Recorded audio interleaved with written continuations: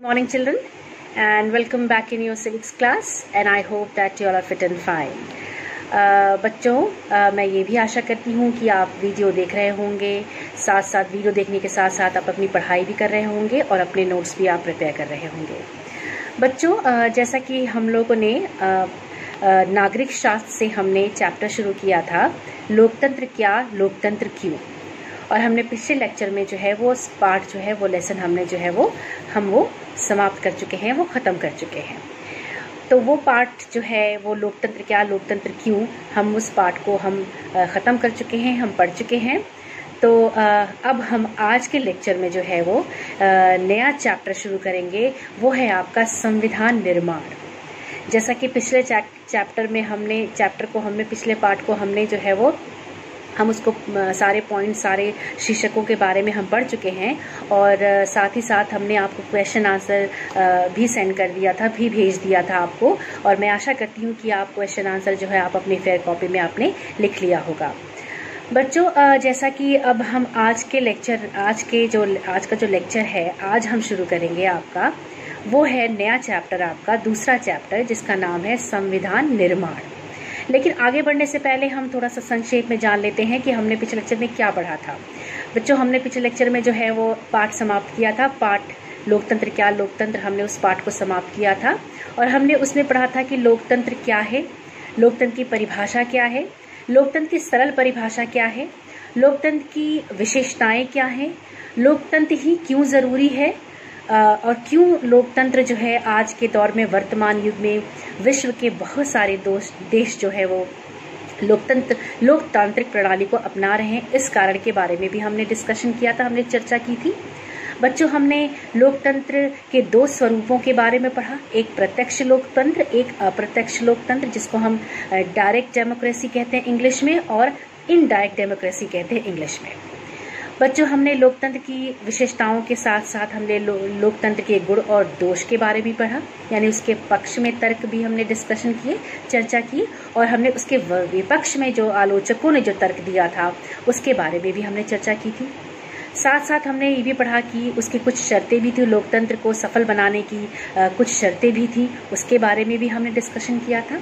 तो बच्चों, हमने ये सारे पॉइंट जो है वो हमने पिछले लेक्चर में जो है वो डिस्कशन किया था, और हमने साथ साथ जो इन सारे विषयों की चर्चा करने के बाद हमारा पार्ट जो है वो समाप्त हो गया था, और हमने आपको उसके प्रश्न उत्तर भी पीडीएफ में करके आपको मैंने भेजा था।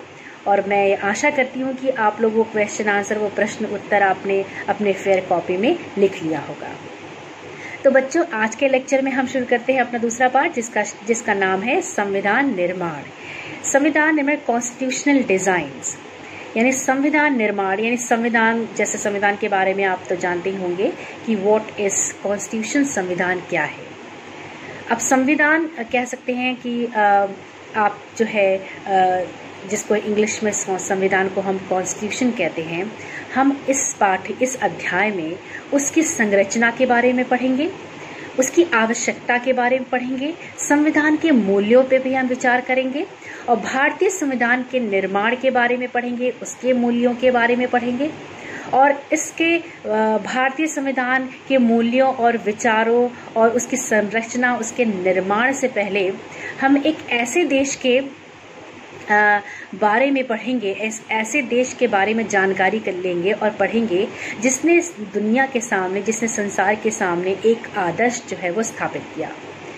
तो इस संदर्भ में हम दक्षिण अफ्रीका के बारे में पढ़ेंगे कि दक्षिण अफ्रीका ने किस प्रकार की उसने अपने देश में, अपने देश के लिए किस प्रकार का संविधान का निर्माण किया, उसकी रचना की, और किस तरीके से उसका संविधान जो है वो उसकी देश पे लागू हुआ।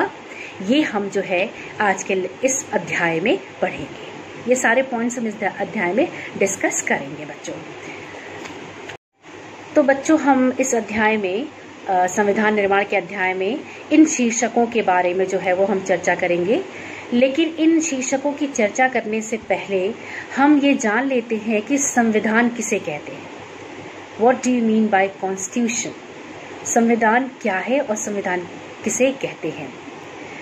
कानून के रूप में बने हुए मौलिक नियम और सिद्धांत को हम संविधान कहते हैं।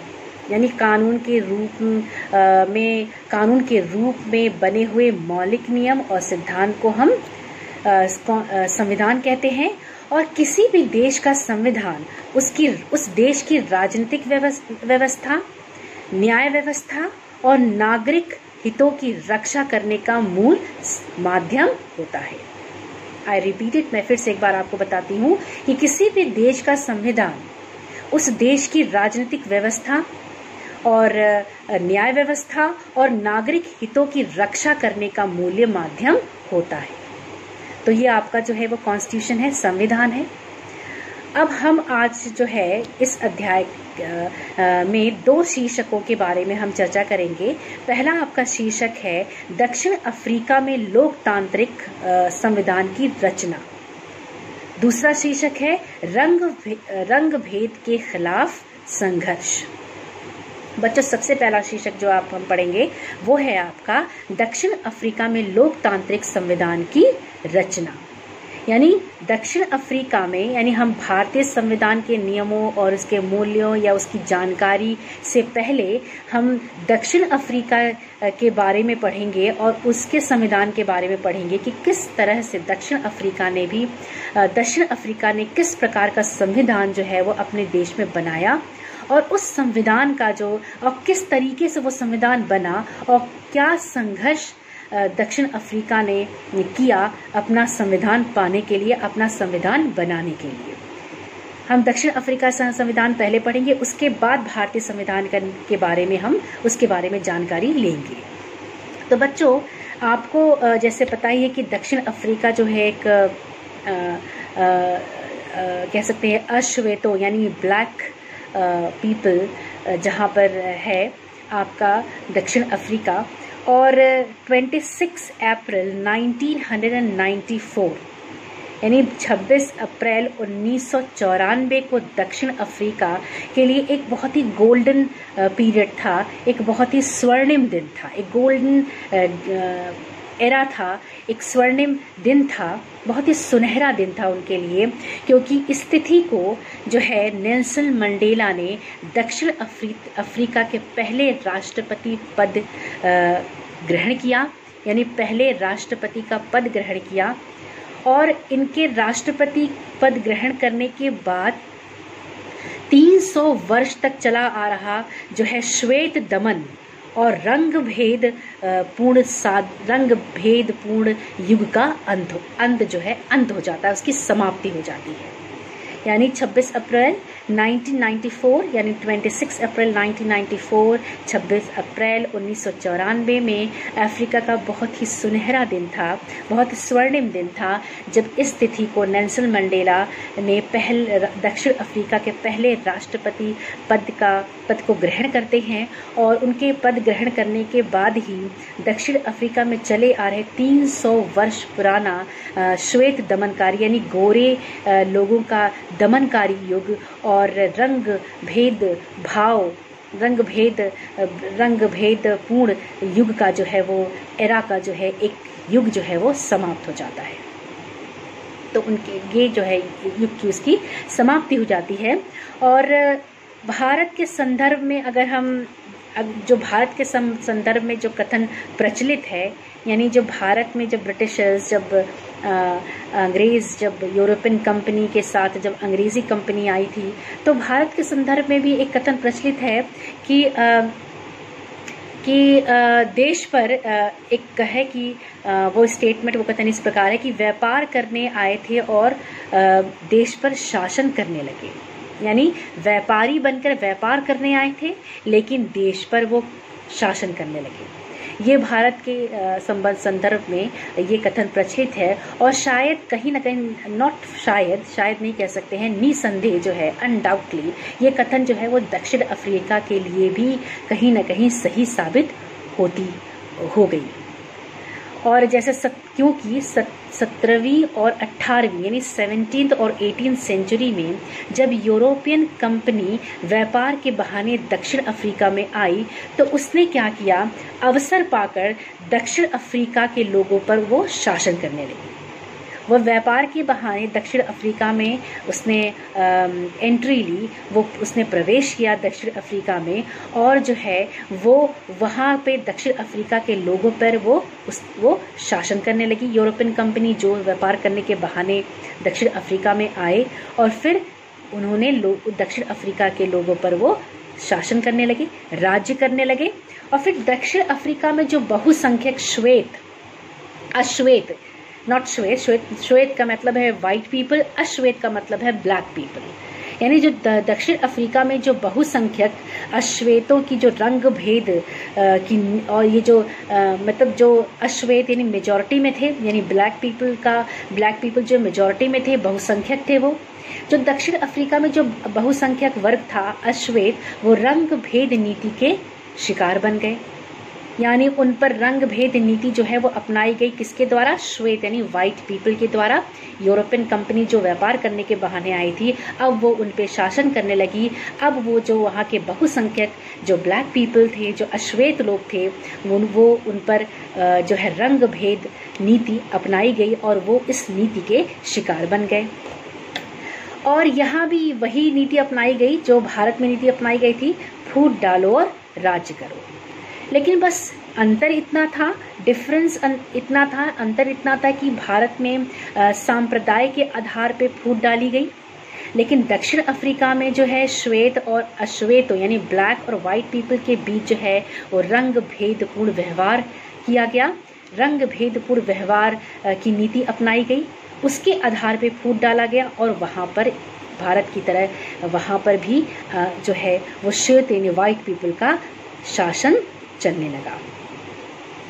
तो अब जो है रंग भेद की इस नीति रंग भेद की जो ये नीति थी, जो रेशियल डिस्क्रिमिनेशन जिसे हम इंग्लिश में कहते हैं, कि जो रंग भेद की नीति यानी स्किन के कलर पर यानी चमड़ी के रंग के आधार पर भेदभाव करने वाली नीति, इसको रंग भेद नीति कहते हैं।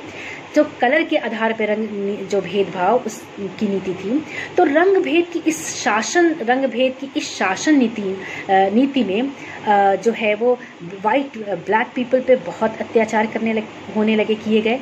यानी जो ये रंग भेद की जो ये शासन नीति थी वो अश्वेतों पर यानी ब्लैक पीपल पे बहुत अत्याचार होने लगे, अश्वेतों पे बहुत अत्याचार किए गए। उन्हें श्वेतों यानी इन्हें व्हाइट पीपल के बस्ती में रहने का परमिशन नहीं थी। वो रहने का तो बात की बहुत दूर की बात है, यहाँ तक कि उनकी बस्तियों में वो काम भी नहीं कर सकते थे। काम करने के लिए भी उन्हें वाइट पीपल से परमिशन लेनी पड़ती थी, यानी उनको परमिशन नहीं थी कि वो वाइट पीपल की बस्तियों में जाकर रहें या वहाँ पर जाकर वो काम करें। इसके लिए वो पूरी तरीके से स्वतंत्र नहीं थे, उनको कोई भी परमिशन या अनुमति नहीं दी गई थी। उन पे ये अत्याचार था। और दूसरी बात थी कि जो सार्वजनिक जगहों पर, जो पब्लिक प्लेस था, सार्वजनिक जगहों पर भी श्वेतों और अश्वेतों यानी ब्लैक और वाइट पीपल के बीच जो है वो भेदभाव पूर्ण व्यवहार किया जाने लगा। यानी जो है फिर इसके बाद जाने लगा इस बात से, और ये पूरी तरीके से स्पष्ट हो चुका था, ये पूरी तरीके से क्लियर स्पष्ट है कि दक्षिण अफ्रीका में जो गोरी सरकार थी वो अश्वेत को दबाने लगी। यानी जो अश्वेत यानी जो ब्लैक पीपल थे वो गोरी सरकार से दबने लगे और गोरी सरकार उनका दमन करने लगी। और वो कहीं ना कहीं इस रंग भेदी नीति का जो है वो शिकार बन गए। और गोरों की ये जो दमन नीति थी वो उससे वो शिकार अश्वेत पीपल जो है, अश्वेत लोग जो है वो शिकार हो गए और वो हीन भावना से जो है वो ग्रसित भी हो गए। भारतीय स्वतंत्रता संग्राम से प्रेरित होकर जो है वो जो दक्षिण अफ्रीका के जो अश्वेत यानी जो ब्लैक पीपल थे उन्होंने क्या किया, भारतीय स्वतंत्रता संग्राम से वो प्रेरणा लेकर वो प्रेरित होकर जो ब्लैक पीपल जो अश्वेत लोग थे वहाँ की मिश्रित नस्ल के लोगों के साथ मिलकर और भारतीय मूल निवासी साथ मिलकर उन्होंने रंग भेद नीति के खिलाफ एक विद्रोह करने का, एक संघर्ष करने का उन्होंने फैसला किया या उन्होंने एक संघर्ष आंदोलन शुरू किया। और वहाँ पे जो जैसे यहाँ पर अखिल भारतीय कांग्रेस जो है वो भारत में भारतीय राष्ट्रीय कांग्रेस के नेतृत्व में जो है वो भारतीय स्वतंत्रता संग्राम का संचालन हो रहा था, या भारतीय स्वतंत्रता संग्राम का जो नेतृत्व था वो अखिल भारतीय राष्ट्रीय कांग्रेस जो है वो पार्टी कर रही थी। उसी प्रकार से जो है इस तरह दक्षिण अफ्रीका में भी जो है वो अफ्रीकी नेशनल कांग्रेस जो है वो इस रंग भेद नीति के विरुद्ध जो इस संघर्ष का वो नेतृत्व कर रही थी, उसका संचालन कर रही थी।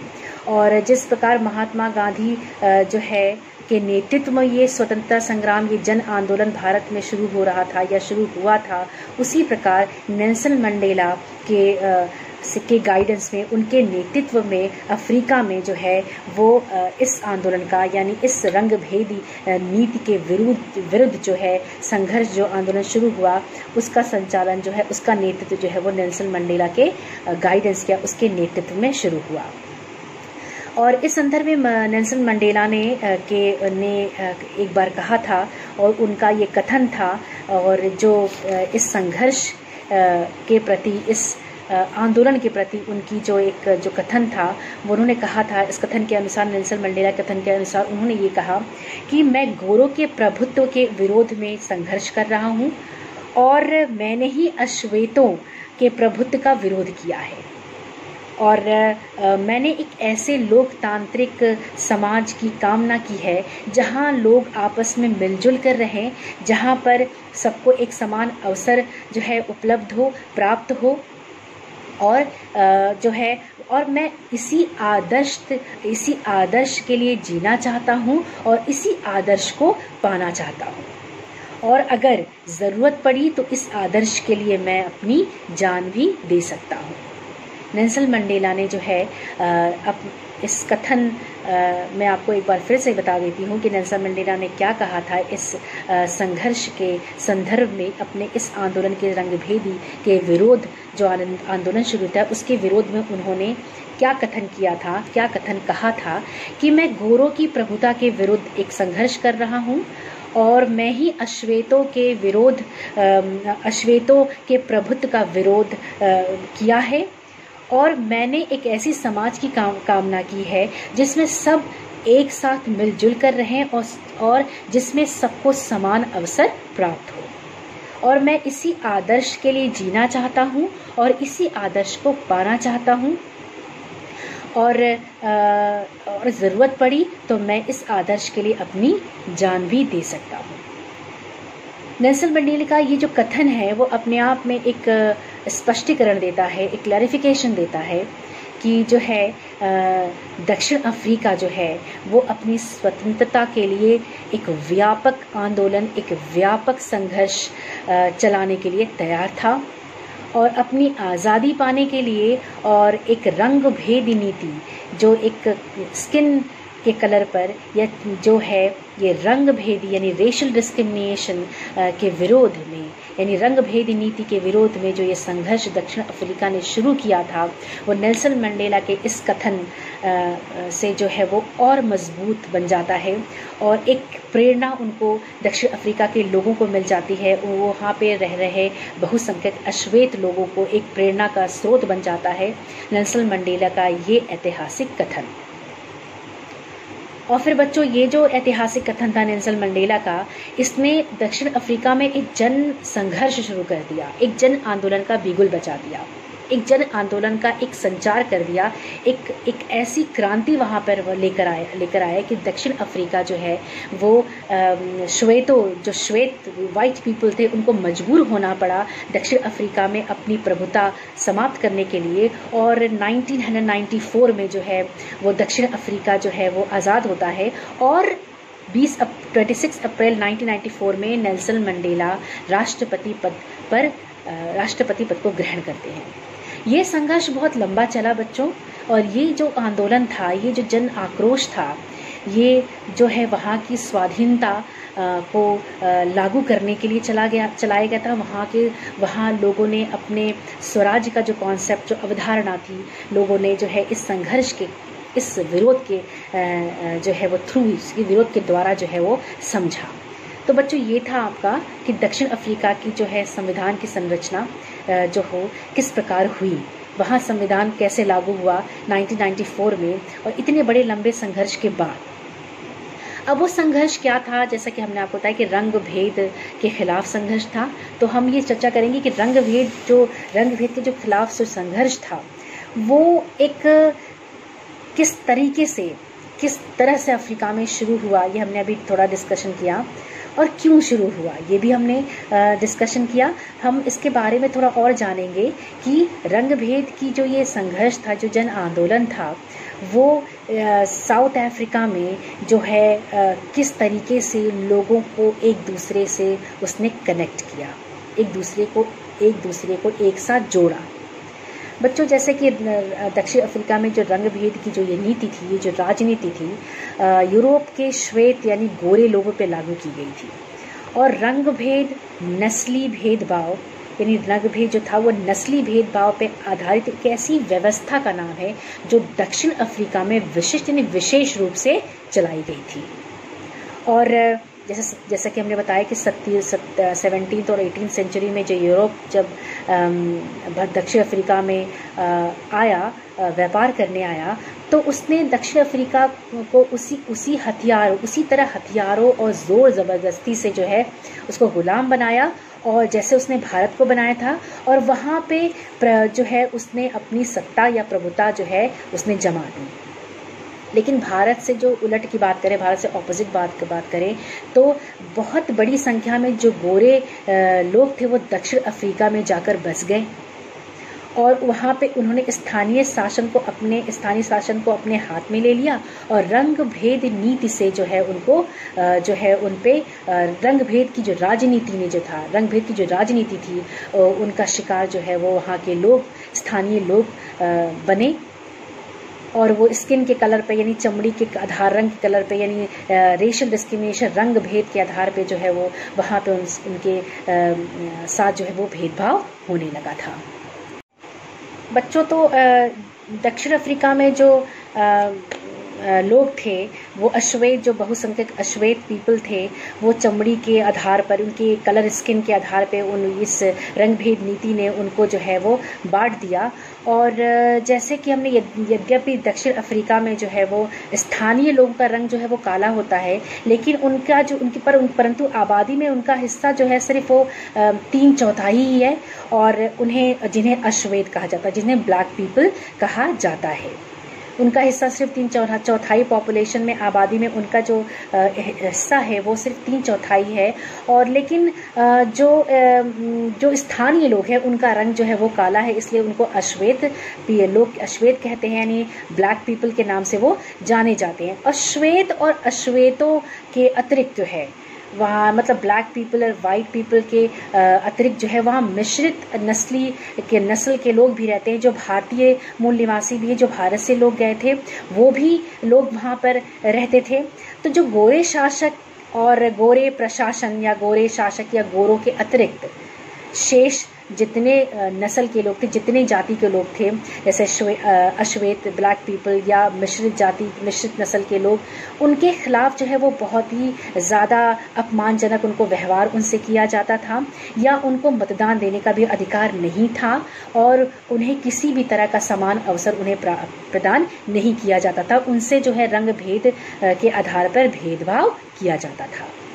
तो ये थी उनके भेदभाव की राजनीति, जो गोरे लोगों ने जो है वो काले लोगों पर पारित की थी, लागू की थी, यानी अश्वेतों पर, यानी वाइट पीपल ने ब्लैक पीपल पे लागू की थी। अब जो रंग भेद की जो ये शासकीय जो नीति थी वो अश्वेतों के लिए बहुत ही हानिकारक सिद्ध हुई, या बहुत दमनकारी सिद्ध हुई, क्योंकि वो कहीं ना कहीं जो है वो अश्वेत पीपल या जो अश्वेत लोग थे, जो ब्लैक पीपल थे, वो वाइट पीपल से दब गए थे, गोरे लोगों से वो दब गए थे। गोरे लोग उन्होंने दमन कर दिया था। और जैसे कि वे गोरों की बस्तियों में उनको जो है वो रहने बसने की इजाज़त नहीं थी। रहने बसने की दूर की बात है बच्चों, वहाँ पर उनको काम काज के लिए भी जो है गोरे लोगों से परमिशन लेनी पड़ती थी, अनुमति लेनी पड़ती थी। इससे बहुत सारे सार्वजनिक जगह थे, जैसे कि है रेलगाड़ी, बस और टैक्सी, होटल, जो अस्पताल, स्कूल, विद्यालय या पुस्तकालय, सिनेमाघर, नाट्यघर, शौचालय आदि भी जो है वो श्वेत और अश्वेतों के लिए अलग अलग बनाए गए थे। यानी हम कह सकते हैं पृथकीकरण, यानी अलग अलग करने के इंतजाम को हम कह सकते हैं कि उनके लिए अलग अलग इंतजाम किया गया था। श्वेतों के लिए अलग था और अश्वेतों के लिए अलग था। यानी व्हाइट पीपल के लिए सार्वजनिक प्लेसेस अलग थे और ब्लैक पीपल के लिए सार्वजनिक प्लेसेस अलग थे। यानी ब्लैक पीपल को व्हाइट पीपल के बस्तियों में जाने की बिल्कुल परमिशन नहीं थी। उनके किसी भी पब्लिक प्लेस पर उनको जाने की अनुमति नहीं थी। ये इस तरह का उनके साथ डिस्क्रिमिनेशन, इस तरह का उनका भेदभाव उनके साथ किया जा रहा था। ये एक बहुत बड़ा कॉल था, ये एक बहुत बड़ा अलार्म था, जो कि आने वाले वक्त में, आने वाले समय में दक्षिण अफ्रीका को देखना था। और कहीं ना कहीं शायद ये दक्षिण अफ्रीका का जो ये संघर्ष था वो सफल हुआ था।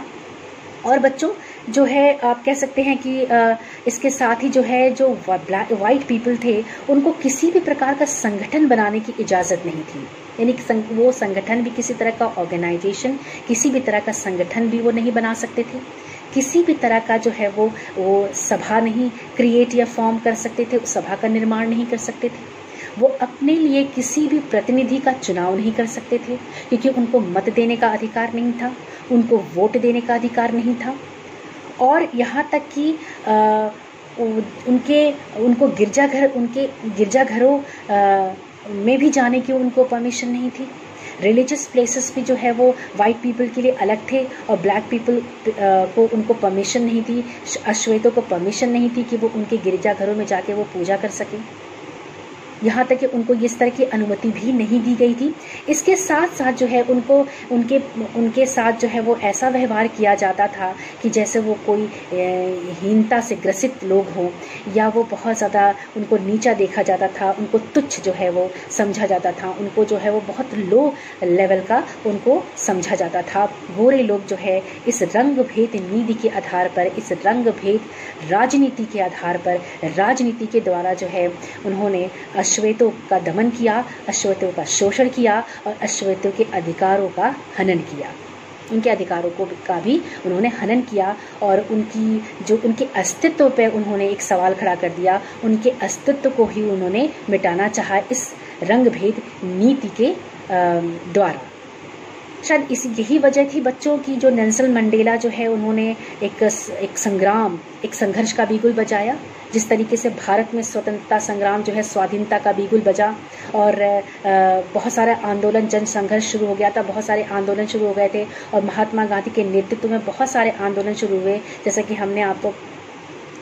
जैसे कि आप पढ़ भी चुके हैं 8th में नॉन कोऑपरेशन असहयोग आंदोलन और नमक सत्याग्रह आंदोलन, नमक यात्रा और असहयोग आंदोलन और सविनय अवज्ञा आंदोलन। इस तरह के छोटे इस तरह के जो आंदोलन थे, खिलाफत मूवमेंट, इस तरह के जो आंदोलन थे वो जो है वो भारत में शुरू हो गए थे। उसी तरीके से इस स्वतंत्रता संग्राम, स्वाधीनता के इस संघर्ष से प्रेरित होकर दक्षिण अफ्रीका ने भी जो है अपने देश में जो है स्वतंत्रता संग्राम का बिगुल बजाया। इस रंग भेद राजनीति, इस रंग भेद नीति के खिलाफ के विरुद्ध उसने एक बड़ा संघर्ष शुरू किया। बच्चों सन 1950 के दशक में, यानी 1950 के दशक में जो अश्वेत थे या रंगीन चमड़े वाले, जिनको हम जो रंगीन चमड़े वाले कह सकते हैं, जो भारतीय मूल के निवासी थे, जो ज़्यादा गोरे भी नहीं थे और ना ज़्यादा काले थे, तो उनको भी जो है वो इस कॉम्प्लेक्स का शिकार होना पड़ा, उनको भी इस रंग भेद नीति का शिकार होना पड़ा। तो इन लोगों ने मिलकर जो है एक ये बड़ा संघर्ष शुरू किया 1950 में। एक संघर्ष, एक जन आंदोलन जो है वो दक्षिण अफ्रीका में शुरू हुआ। लेकिन इस विरोध में, उस संघर्ष में उन्होंने क्या शो किया? उन्होंने प्रदर्शन किए, उन्होंने हड़ताल किए, उन्होंने डेमोन्स्ट्रेशन करना शुरू कर दिया, उन्होंने रैलीज निकाली, उन्होंने बड़े बड़े प्रदर्शन करना शुरू कर दिया। और जो है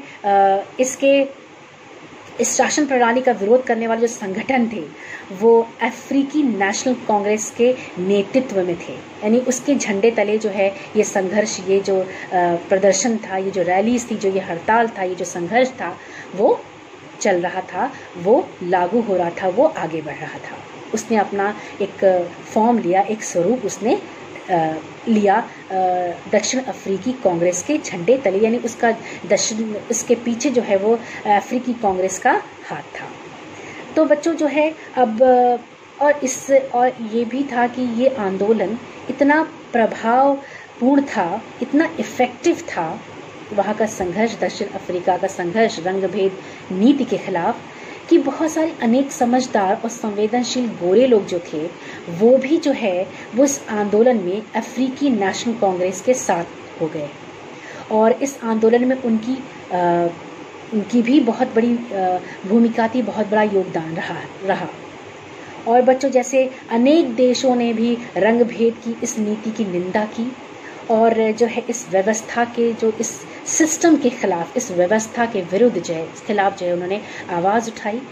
और जो है वो लेकिन साउथ अफ्रीका में इतना बड़ा संघर्ष, इतना बड़ा जन संघर्ष, इतना बड़ा आंदोलन शुरू हुआ, लेकिन बहुत सारे देशों ने जो है इस रंगभेद नीति के खिलाफ आवाज़ उठाई। और दक्षिण अफ्रीका का जो कांग्रेस पार्टी थी उन्होंने समर्थन भी किया, बहुत सारे देशों ने। लेकिन श्वेत जो लोग थे उन्होंने ये श्वेत सरकार ने हज़ारों अश्वेत और रंगीन जो स्किन कलर वाले, रंगीन चमड़ी वाले जो मिश्रित लोग थे उनकी हत्या करके ये सरकार जो है वो दमन करते हुए, उनकी हत्या करते हुए, उसने हत्या की और उनका दमन करते हुए जो है अपना शासन जो है वो जारी रखा।